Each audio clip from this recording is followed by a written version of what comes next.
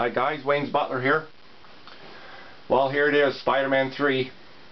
Figured arrived a couple of days ago. Got it from Corner Store Comics. I was pretty happy with the delivery. Didn't have to pay duty on it, which is pretty rare for getting figures out of the States.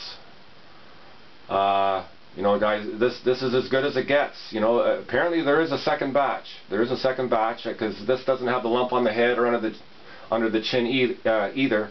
It looks like they've pulled the suit a little tighter compared to some of the reviews.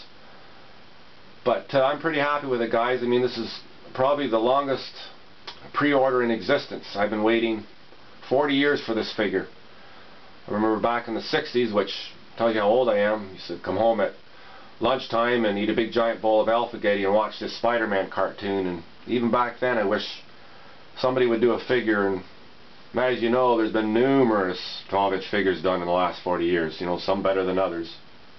I mean, the only thing that competes with this, and it's not even competition, is the Metacon. I mean, you know, no disrespect to the guys who have the Metacon figure, but I mean, it's just a piece of vinyl it's just a piece of vinyl. You know, it doesn't have the three-dimensional spider webbing or anything on it. But I mean, comparing Metacon to this Hot Toys version is, you know, like comparing Toys R Us to a museum. It's just, there is no comparison.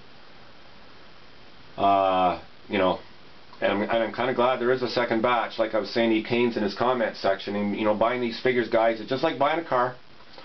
You know, you never buy the first car off the assembly line. You wait till they iron all the bugs out. And you know, it's paid off here. Now, realistically, I pre-ordered this back in December. I actually pre-ordered this even before I had a computer. I think the only two figures I had when I pre-ordered this one was the DX01 and the DX02. So it's been a while. It's been a wait. But, you know, I have to say it's been worth it. You know, I have to say it's been worth it. I'm extremely happy with this figure. You know, Batman and Spider-Man both share an equal and special place in my heart. Have for years. You know, I've been a geek since I've been 15 years old. And, you know, the other thing that's great about this figure is this box. I mean, this is my #1 box. This is a fabulous box. You know, it's got the raised spider on it. The color and everything is great, and you know, the graphics. You know, my #2 box would have to be the bank robber Joker. You know, so you know, this is what it's all about. You know, collecting these figures. I mean, this is great. I actually love this figure. And you know, the other thing, I've been, you know, whining about this OC Batman now for the last 6 videos, and this video isn't going to be any different, guys. I mean, talking about boxes, I mean, I got a shot of the box there on my computer. It's like, oh Lord. I mean, guys, if Hot Toys, I mean, if you're going to redo a figure, redo the goddamn thing. I mean, don't just repackage something you did 4 years ago, give us a few extra bits and bobs and call it a new figure and double the price. I mean, that just sucks ass, you know. Us collectors, we're tired of getting it up the hoop from Hot Toys, you know. It's really starting to piss me off.